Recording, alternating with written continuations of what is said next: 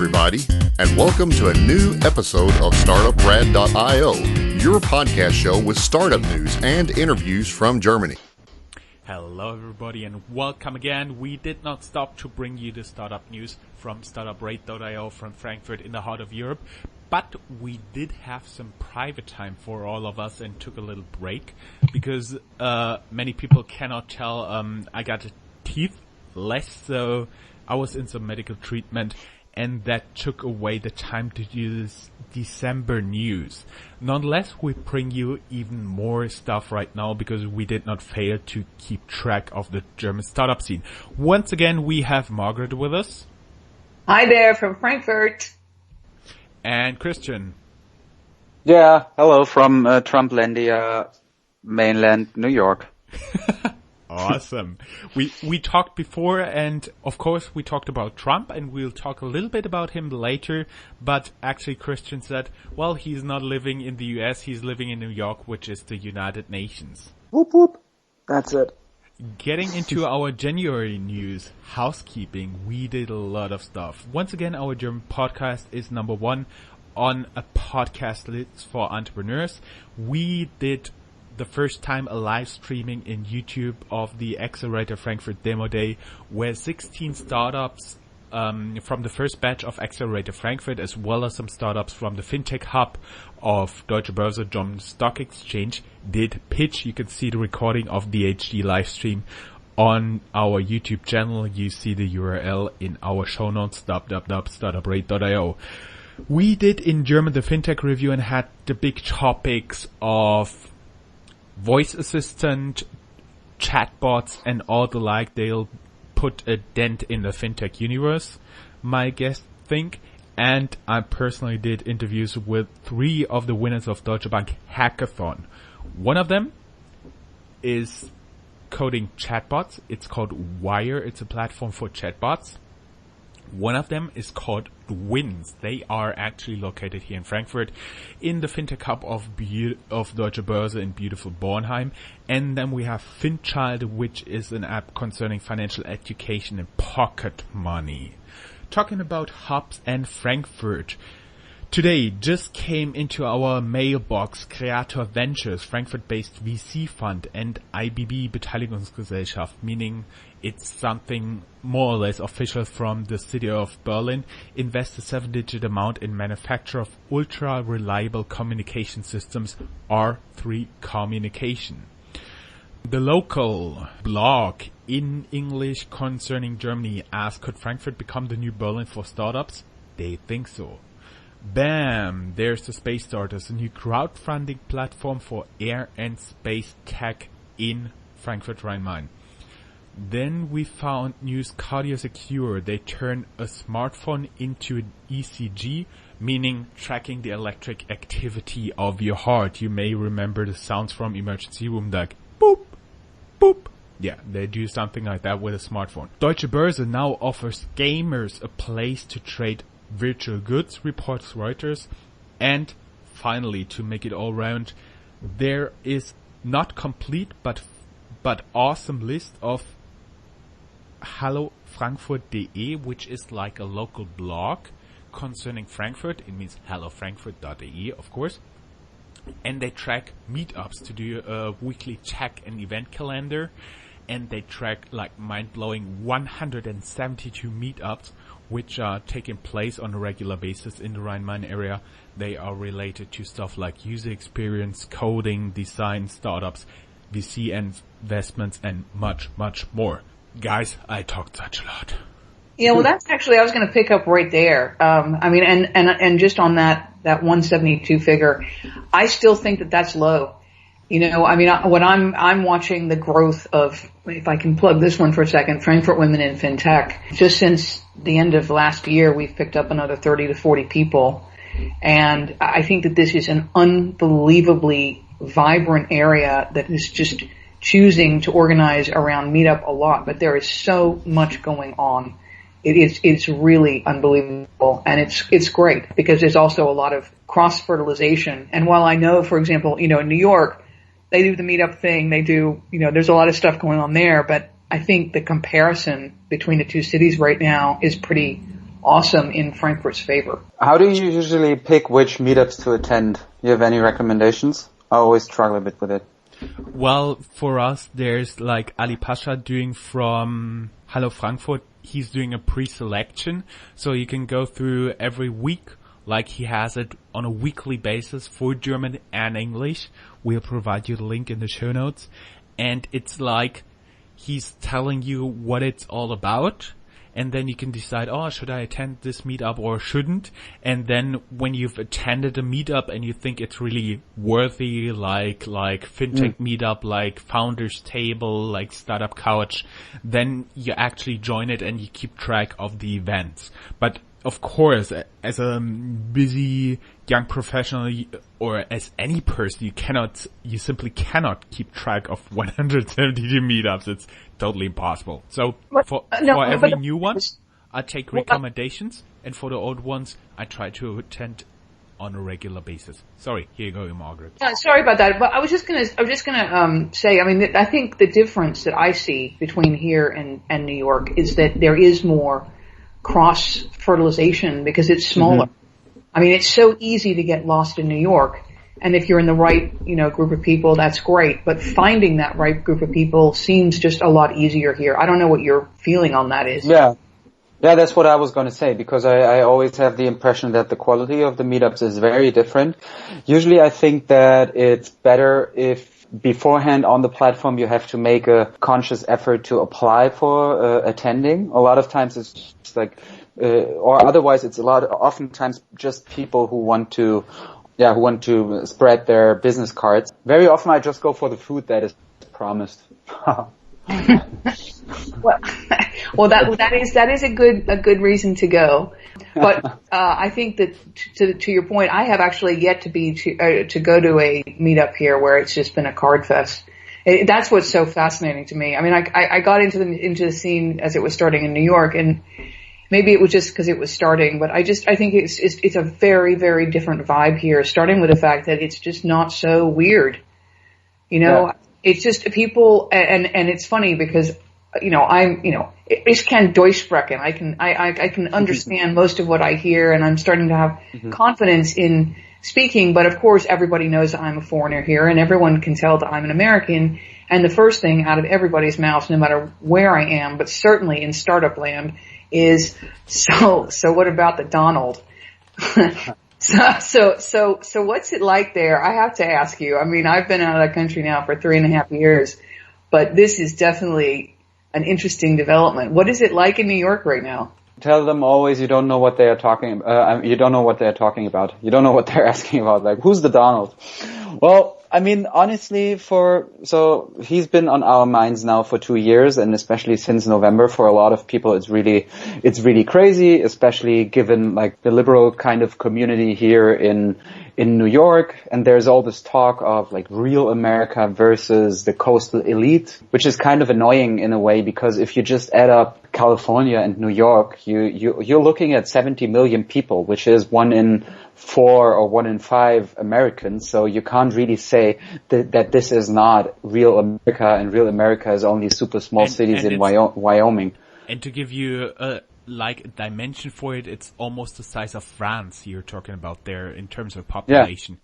Yeah, so there you go. So, and I would say in terms of general atmosphere and ambience, I mean, a lot of people are still somehow in shock, or at least can't believe it, how it happened, how especially this guy won. And I think a lot of times it's not just, well, our side lost, because then it would have been bad with the Bush administration as well. But I think he was just considered to be a political opponent within the realms of, of normality.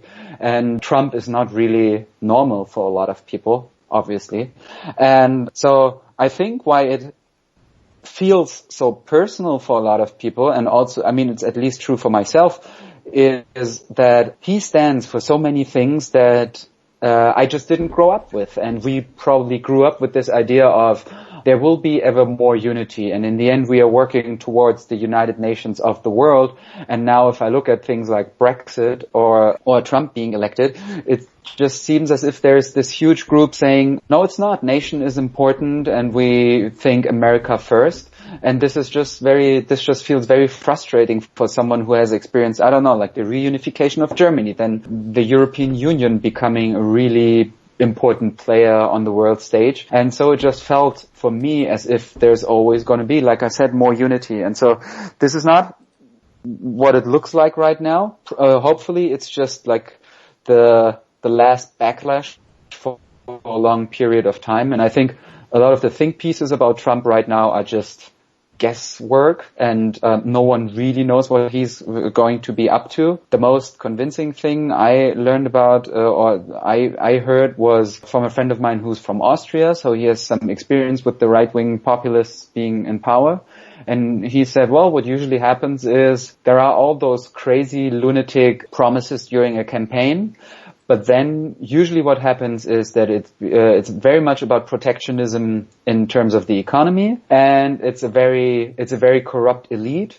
This is something we see here as well with Trump and all these billionaires becoming secretaries. And then you just don't see a lot of following through on the nitty-gritty promises of the campaign. So and this is where it seems that right now it's going to go with him willing to renegotiate the trade wars, etc. And probably one last thought. This is also like relevant for the whole startup thing. I mean, it's also, again, like a lot of people in the startup scene, I guess, also don't know what to make out of him, because on the one hand, obviously, he doesn't stand for international markets, or he doesn't stand for. Fortunately, he's right now gone. Maybe due to the weather in New York. You know, guys, there is always a relation between weather and the quality of internet connections. Yeah, sorry, I don't know what happened there. I think my Wi-Fi just rebooted. So probably I'm just on some kind of list already, and I'm already being blocked, and it's the new administration going after. Okay, because there's always the Chinese WeChat. So, but on that front, I was going to ask. I mean, I think that what's interesting to me, right, is Christian in particular, is what you're talking about is there is, from what I'm reading, and that's from, Germany as an American looking over, is, people are not really sure about how this will affect the international startup scene, which is a lot of, certainly on fintech and the more technical IT part of the world, it is by definition super international, even in Silicon Valley, where things like work visas and startup visas are really, really important, no matter how, people feel that the jobs have left America. And there have been a lot of jobs that have left America, but this is one of the few growth areas. And I'm really curious to see how some of this plays out. I mean, if you just think about, on the big end, like Microsoft, who is doing a lot of stuff internationally, and, the Trump administration so far is completely hands off on the Silicon Valley side of things. I mean, I guess they're going after the car industry.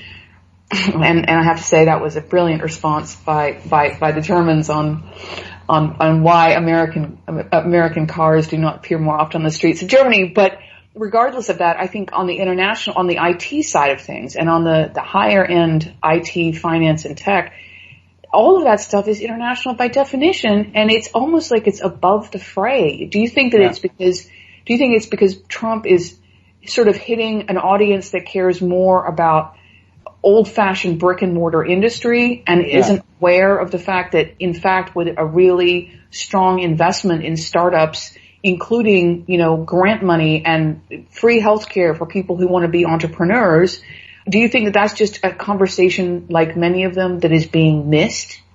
Well, it's definitely about industrial workers right now, and a lot of the stuff he's doing or proposing or promising in terms of economics is definitely more related to industries like coal and energy and like physical things. I think this probably has also to do with the fact that the internet industry or the service sector is pretty good and pretty well off, and there are not as many people who are probably on the loser side of things, as there are in places like the Rust Belt where he in the end ended up winning. I also think he doesn't get it as much personally, because I mean the way he talks about the cyber and how his 10-year-old is interested in the cyber and stuff like that. So I just think it's not very close to him. And also I think it's definitely not his audience, because I think it's an audience that sees through him very, very early on. Yeah, but Peter Thiel supports Trump. I mean, and that's what's so interesting. I mean, Peter Thiel has supported Trump. He is Silicon Valley money all the way, and innovation all the way. Yeah. And yet he came out early and said he was for Trump. And I don't know if he's kind of disappeared into the background of post-truth, fake truth, or alternative reality. But that was what was so interesting to me, is like, was he just there to assure Silicon Valley that their interests would be taken care of? Or has that now been backdropped into, we're going to build a wall, and then we're going to build an old economy again, which is never, ever going to take off, right? And I mean, in the case of Peter Thiel, I somehow thought, but this is totally me just guessing and interpreting someone I never met.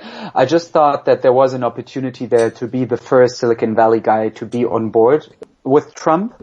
And so to get closer to him. And so now this bet worked out well for Peter Thiel. But I think, I mean, the whole general discussion about tariffs special tariffs for companies who are not producing their stuff in the US, this will all backfire, because international economy nowadays works totally differently. If he says stuff like, okay, BMW is gonna get an 35% additional import tariff if they want to sell cars in the US, then on the one hand you will end up with cars being much more expensive, and it's not only cars, it's like computers, smartphones, everything. So people will hate him for that after a while. And on the other hand, the way things are just produced nowadays it's never just national. So I don't know, the depth of in terms of the production value of a car that is being made in a country like the US, or even with the German cars, is probably 20% of the car's price. So 80% of the car's value is being manufactured all over the world. So you can't really come up with, okay, here's 35% import tariff on everything. And it's a terribly, or not terribly, but it's a crazily intertwined business anyway. And it just seems like an obvious and fast solution, but I don't think that people will go for it in the long run. And I think that's one of the issues he will definitely have to deal with anyway. Also now with all the talk going on about him, how he handles the press and how many people attended the inauguration, etc. There will be a point where people say, you know what, do your job. I don't care how many people attended your stupid inauguration, but get to work. And that was kind of my last question in this, right? So after Brexit, there was a lot of discussion, and there still is, or it's not really after Brexit, but now we're in Brexit, or will they or will they divorce, and will it be hard or soft or blah, blah. I think that there is still a lot of talk about British firms coming here, or other financial firms in the City of London in particular coming to Frankfurt, and that is talk that hasn't stopped since last summer. But my question is to you, certainly in New York, have you run into a lot of people, especially I guess because you're in a very international group of people, have you run into a lot of Americans who have said, I'm ditching this for Europe, or I'm going to go or China, or what is in the startup community, right? So these people have money and education, and of all of the East Coasters or bi-coasters, they tend to have the most money and contacts and at least interest and willingness to pick up stakes and relocate if it's better. Yeah. And I had this talk with one of the original organizers of the World Economic Forum. He is this 55-year-old, 60-year-old, very distinguished guy. And he didn't seem like a conspiracy theorist to me at all. And we were sitting around the table. People were saying, well, I don't think it's going to be that bad. And he can't do that much because there is the separation of power, etc. And this guy got really, really gloomy, and he said, well, you have no idea yet, because I'm definitely sure we will end up in a trade war once he introduces the tariffs, because other countries will retaliate, which means that just American companies all over the world, companies like Apple, etc., will just go down the drain. Because if the US comes up with 35% added tariff, then China will say, okay, we're going to do the same for Apple phones. The Apple stock will tank. We will end up with a hyperinflation. And he ended up with the very New York thing to say, because he said, I'm going to sell the house on Cape Cod. Well, actually, he was kind of replaying what happened during the recession in the 1930s, because there was, of course, this unfortunate gold standard in the currencies, so you were very limited there. And on the other hand, the US started a trade war with the so-called Smooth-Haley tariff. There's an awesome article on that from The Economist, but I just want to leave it there. And basically, he just, like I did when I was listening to you guys, remembered the world and, okay, said, if he's really doing that, that could start like Smooth-Haley tariff. But actually, I really do hope it doesn't end that way. But bottom line, so far, a lot of assumptions and nobody can tell, and no real impact on startups in Germany so far. Guys, what did you find on startup companies? Yeah, let me hop in there because it's gloomy too. So we found a couple of short news about German companies. We've talked about the online auction house Auktionata before. They have now filed for preliminary insolvency and plans to spin off Paddle 8, part of the company. You can read more about that under the link in the show notes. Then the Berlin-based fintech OptioPay has the management level employees leave right now, which is being reported by Gründerszene, and Tim Schipporeit leave the VC Index Ventures after the Movinga fiasco, written by Manager Magazine. And also we are having a little article about something a bit more optimistic. There are right now altogether 9 startups already in the German mattress startup world, copycatting Casper mattresses, who are now also starting to sell their mattresses in Germany. And I'm the one to talk about it because I have a Casper mattress and it's awesome. I think you talked about it before. Then we do have some GSA, meaning Germany, Switzerland and Austria. Making Art helps this refugee create her new life in Austria. So it's a story about social entrepreneurship and refugees who actually helps people based out of Berlin. Then, as usual, we do have the Rocket Internet Corner. Research by NGIN Food and Gründerszene suggests that the owners of Foodpanda took a bit hit when merging it with Delivery Hero.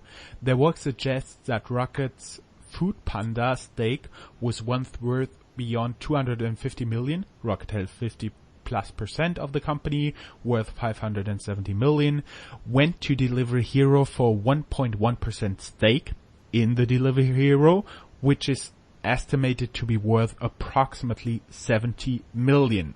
Also, can I ask a question here? I do, and this is a really super American question, but I've been watching all of these delivery services, in and around Frankfurt, and there are a couple of them, right? And what I'm still trying to figure out is how exactly this works in Germany, because it seems in New York, for example, you have to, if you're in business, you have to deliver, right? That's kind of the way it is. But what's really super interesting here is there's not that culture in Germany in general. And all of a sudden, I would say really in the last year and a half, even just since I've been in Frankfurt, although they're also starting to be in places like Dortmund too, it's like, have Germans developed a new taste for delivery? It seems that way. And how does this work? From my personal perspective, it's like the only times when I really do order some food is when I stay in the office after 8 o'clock in the evening. And then usually you get a delivery service, but the big thing is just only you can now with the Foodora and the other guys get the delivery from almost every restaurant you want to have, because the startup is just taking care of the delivery, and the, let's say, the possible universe of restaurants you can order from has gotten bigger, but I don't think it's like a new industry by itself. It rather expanded the number of restaurants. So it didn't get bigger, it didn't change the habits that big, but basically more restaurants started delivering food with services like that. So Delivery Hero is for restaurants only, or also supermarkets? Well, you for Delivery Hero and with the two big guys in the market here in Germany, it's Lieferando and Delivery Hero. It's basically, it enables you to search through all the delivery services already available, and there's like a second bunch of startups like Foodora that actually does nothing else than a courier service with a bicycle, with a motorbike or a scooter or something like that. Basically, they pick up for you at any given restaurant the food you order through their app, and they deliver it to your place, and they add a little fee on top of it. So my just like anecdotal argumentation in this is three things. One is, I think Germans are super price sensitive when it comes to food. I mean, even more when it comes to groceries, but also I think in terms of restaurants. So that would speak against the success of them. Then two, I think a lot of Germans just grow up with this idea to take care of their food themselves, and are not that much used to have someone else cook for them. And also this idea of convenience food is probably a bit less common than it is in the US. Also given the fact that the fast food chains were in Germany never as ubiquitous then as they are here in the US. And the third thing, which I think is a real German specialty that a lot of times other countries don't know, is we just love our food really, really hot. And if you get it delivered, then it's already pretty cold. And that's at least for me the one thing that I don't like about having my food delivered. I always think it's lukewarm, it's not crisp, and it's just not a good experience. I like having, sushi or a salad delivered, but yeah, those are the things why I would think probably the market is not as big. But then again, what do I know? Probably there's a huge group of German millennials who just love having their food delivered. Totally, especially considering now the temperatures we did hit the low of last night, minus 12 degrees Celsius. Anybody clue what this is in Fahrenheit? Cold? Yeah, freaking cold. Super cold. That's an easy conversion to make. Well, 10 or something. It's just, I know this is one of those interesting conversations though that's, in New York, for example, or if you're in LA, or if you're in, most of the large cities, there's always going to be the pizza delivery, and this is in the United States. There's pizza delivery, there's Chinese delivery. In New York, there's everything you want delivery. But there seems to be a cultural mismatch here that it is just not as ubiquitous, and I'm always really curious about watching these companies because, is this a service model that's being imported into Germany that's kind of, you have to get used to the service model itself, or is it that there's something else cultural going on? Because it's not the same at all. But it is still fascinating to watch it. Yeah. But also related to Rocket, they came up with this huge message, or let's say press release, where they announced that they have collected $1 billion now in order to build a fund for investing in and financing of startups, and it's going to be called Rocket Internet Capital Partners, RICP, and it would be the largest in Europe to date. But we've been talking about Rocket all the time, and it is still the case that the stock price of Rocket didn't really go up so far. If you have a look at the chart of their stock price, you had in early 2015, you had the peak with, I think, it was way above 50 euro per stock, and now for most of 2016, it's just somewhere below the 20 euro line. So it lost about nearly 2/3 of its value. So we'll see probably if the new fund is going to change that. which brings us to a little review of 2016. We again can just recommend to have a look in the show notes, because there you can get a link for the 10 fastest growing German startups, which Heureka magazine published. And then there's a huge overview of German fintech in one big chart where you can find the link. What else do we have? We have the 15 largest financing rounds in Germany in 2016. And here we can have a little spoiler alert, because the other ones weren't really in any particular order, but here we can have a little spoiler alert then, because the biggest one was the financing round for HelloFresh. Again, another delivery service. 85 million euro is what they got. Also, but I've been talking about this as well, also something that I was a customer of, and I didn't really like the experience.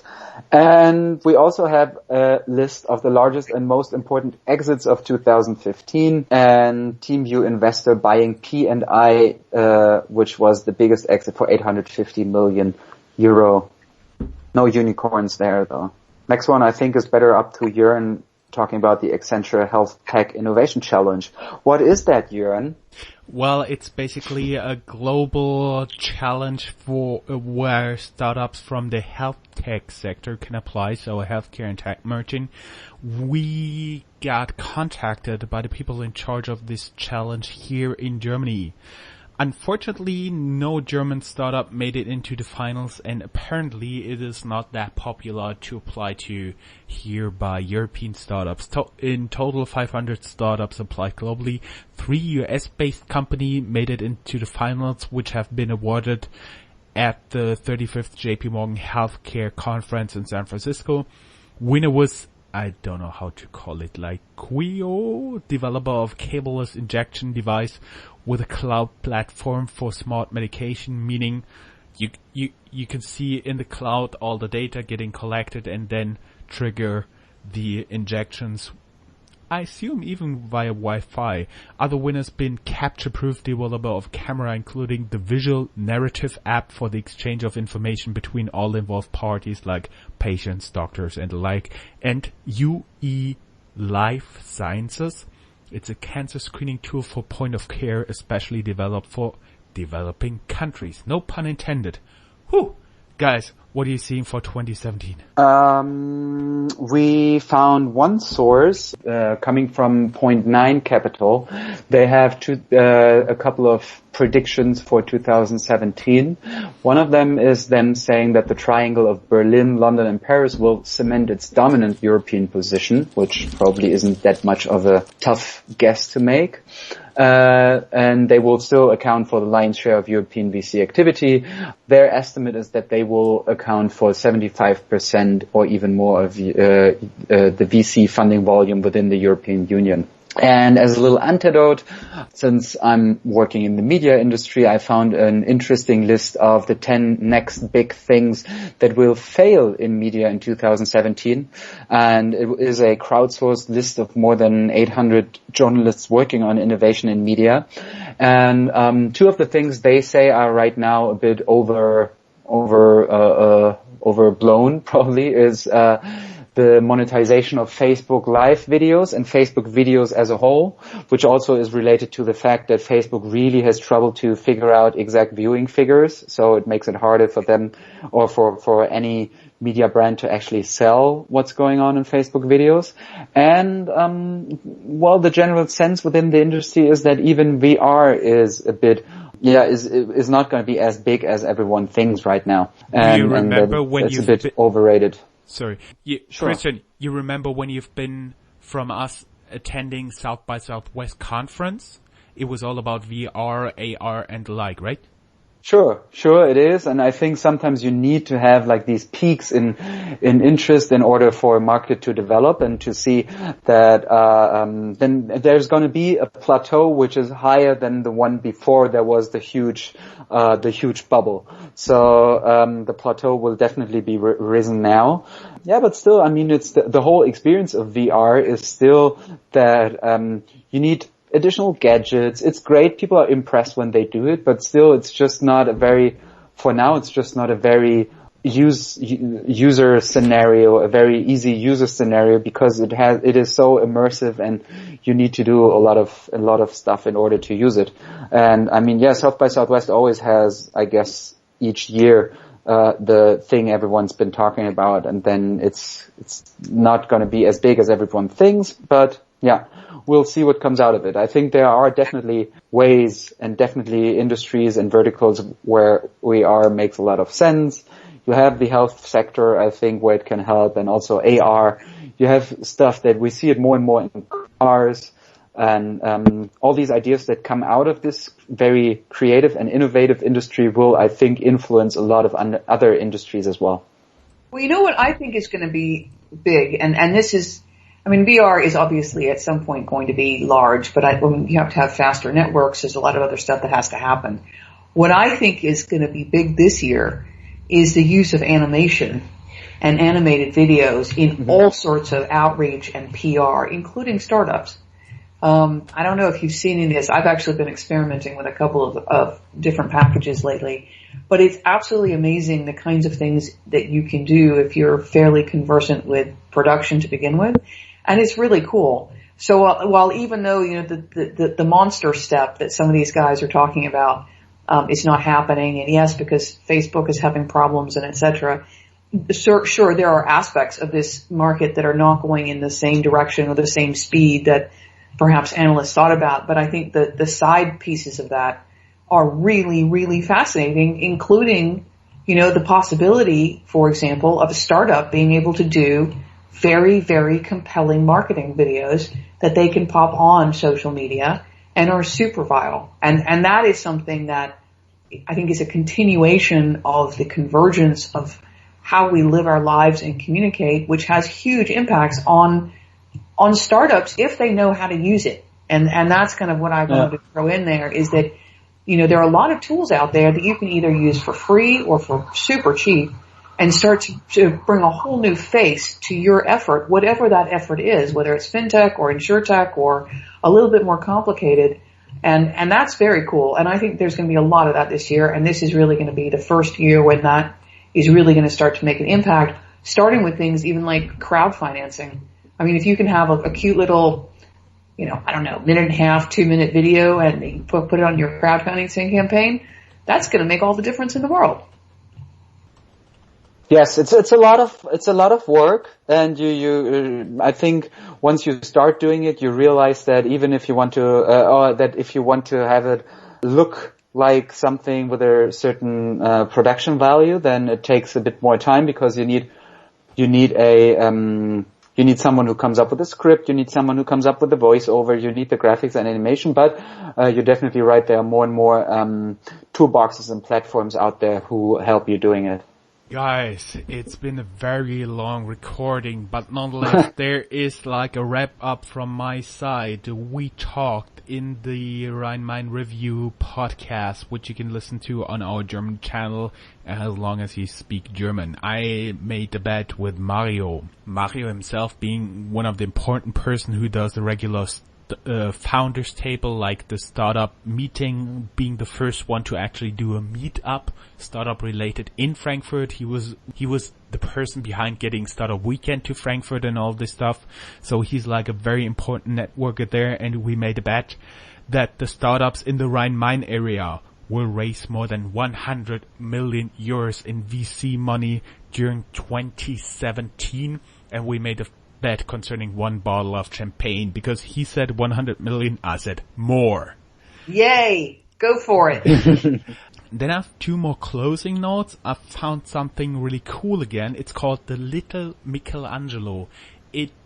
What it basically does is it takes like a children's painting, then you can play around with it like a little bit with filters, and you can decide which style, like cubism, like Gustav Klimt or something like that, and it will merge the style of this painter with the painting of the little child, and then you really have an work of art that you can put on the wall, and the kids will still be proud.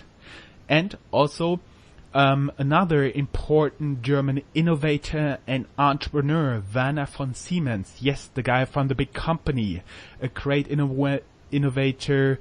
Actually, there's a unit in electrical engineering named after him. Would have turned 200 in December 2016. So there's a lot of things that he said and that have been pretty smart.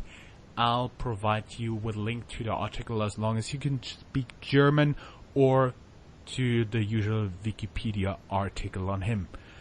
Guys, then we just have to stay ahead of the curve, but since we have such a huge amount of show notes, I'll just spare you most of it, and we only have two, why apps won't matter in the future, and the future of money. Guys, that was a recording, huh? Fabulous. And we got an announcement. Awesome. Yeah. The best, probably the best.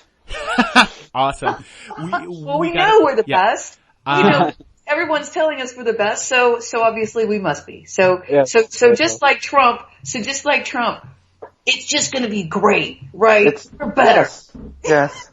There you go. Yeah, we Watch make us. podcasting great. Like, not again, but totally great. Guys, next time for the February news, you guys get together and do the recording without me, since I'll be traveling in Africa.